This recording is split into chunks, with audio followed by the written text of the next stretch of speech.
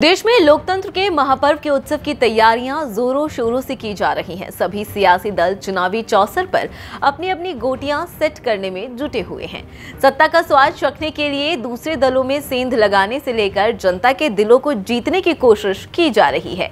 इन सब के बीच चुनाव आते ही अतीत के पन्नों में दबी तमाम ऐसी कहानियों और किस्सों से पर्दा उठने लगता है, जिनकी वजह से सियासत के अलग रंग देखने को मिले।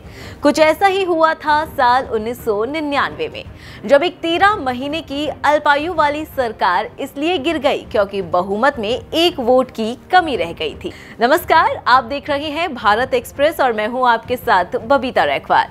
आज चुनावी किस्से में बात उस सांसद की जिसने गिरा दी थी अटल बिहारी वाजपेयी की 13 महीने की सरकार। कौन था वो सांसद, क्या था ये पूरा चुनावी किस्सा, आइए जानते हैं। 13 महीने में हमने ऐसी रेखाएं खींची हैं जो काल के कपाल पर अमिट रहेंगी, जिन्हें बदला नहीं जा सकता।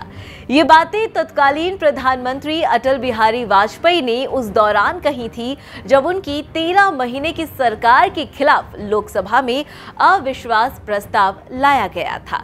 इस अविश्वास प्रस्ताव पर लोकसभा में वोटिंग हुई, जिसमें वाजपेयी सरकार को 269 वोट मिले और अविश्वास प्रस्ताव के पक्ष में 270 वोट।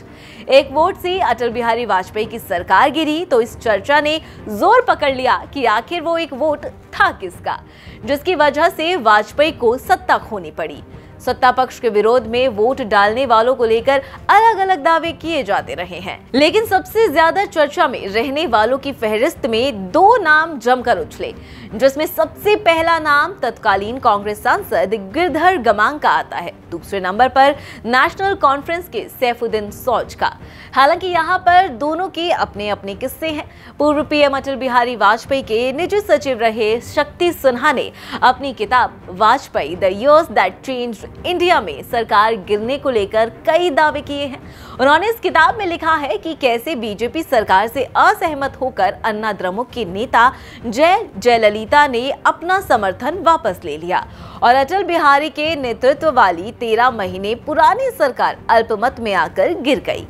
शक्ति सिन्हा अपनी किताब Vajpayee the years changed India में लिखते हैं कि वाजपेयी सरकार को गिराने में उड़ीसा के तत्कालीन मुख्यमंत्री गिरधर गमांग जिम्मेदार थे।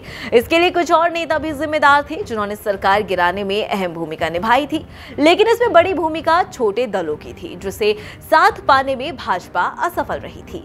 शक्ति सिन्हा अपनी किताब में आगे लिखते हैं कि अरुणाचल कांग्रेस के वांगचा राजकुमार ने अविश्वास प्रस्ताव से पहले ही ये भरोसा दिलाया था कि दल में फूट होने के बाद भी सरकार को उनका समर्थन जारी रहेगा। हालांकि जब समर्थन जुटाने की बारी आई तो बीजेपी वांगचा राजकुमार से संपर्क करना ही भूल गई, जिसका परिणाम ये हुआ कि वांगचा राजकुमार ने सरकार के विरोध में वोट दे दिया। इसी किताब में इस नेशनल कॉन्फ्रेंस के तत्कालीन सांसद सैफुद्दीन सोज को लेकर शक्ति सिन्हा ने दावा किया है कि जो घटनाक्रम अरुणाचल कांग्रेस के वांगचा राजकुमार के साथ हुआ, कुछ वैसा ही सैफुद्दीन सोज के साथ भी घटित हुआ, जिसकी कीमत अटल बिहारी वाजपेयी को अपनी सरकार खोकर चुकानी पड़ी। यह अलग बात है कि सैफुद्दीन सोज की अटल बिहारी वाजपेयी के साथ मीटिंग ना होने के चलते सोज ने सरकार के खिलाफ वोटिंग की, लेकिन फारूक अब्दुल्ला ने उन्हें पार्टी से निष्कासित कर दिया। अब आते हैं ओडिशा के तत्कालीन मुख्यमंत्री गिरिधर गमांग पर। गिरिधर गमांग 90 के दशक से एक ऐसे आदिवासी नेता थे जो 1972 से लेकर 2004 तक सांसद रहे।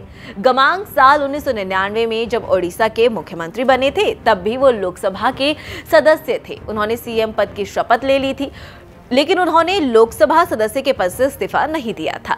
ऐसे में जब अटल सरकार के खिलाफ अविश्वास प्रस्ताव लाया गया तो उनका एक वोट भी अविश्वास प्रस्ताव के पक्ष में पड़ा, जिसके चलते सरकार गिर गई। फिलहाल इस वीडियो में इतना ही। इस तरह के चुनावी किस्से जानने के लिए देखते रहिए भारत एक्सप्रेस।